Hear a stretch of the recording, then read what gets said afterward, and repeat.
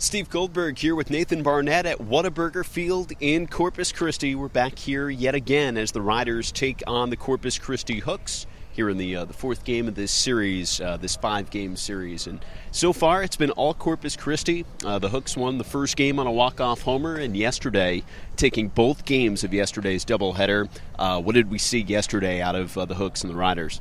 Well, maybe Frisco was a little bit flat yesterday in the doubleheader. Obviously, a heartbreaking loss in game number 1.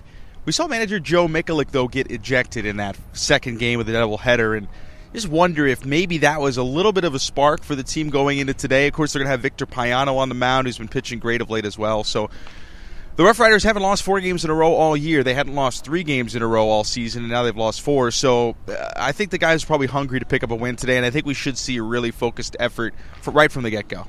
Now, the Riders have struggled against Corpus Christi this year. The Hooks are the only team in the Texas League that the Riders have faced and do not have at least a 500 win percentage or better against. The Riders have now lost their last 4 games to Corpus Christi after starting off the year pretty hot against the Hooks.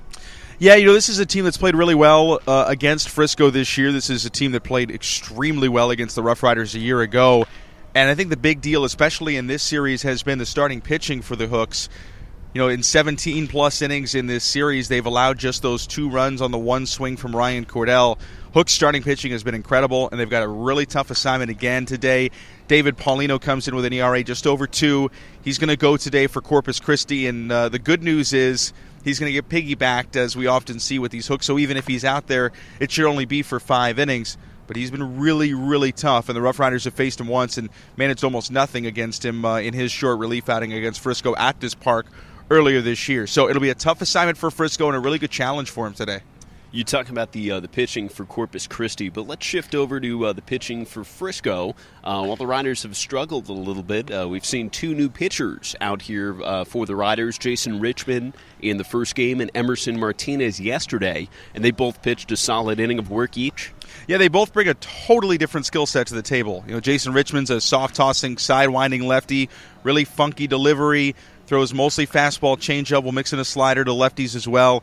He's going to be a real weapon, especially first time against a lot of the hitters in the Texas League who haven't seen him before. And when you look at Emerson Martinez, you just got flat-out another fireball pitcher who can throw in the upper 90s. You saw him hit 97. He's also got a sinker, so he should get a lot of ground balls. 4-mix pitch guy, and just another really hard-throwing right-hander to bolster that bullpen. With the departure of Matt Bush comes Emerson Martinez, and maybe not quite as good as stuff, but should be very good out there as well. We'll see if the Riders can get their first win in this series when they take on Corpus Christi tonight. 7:05 start time once again from Whataburger Field here in Corpus Christi.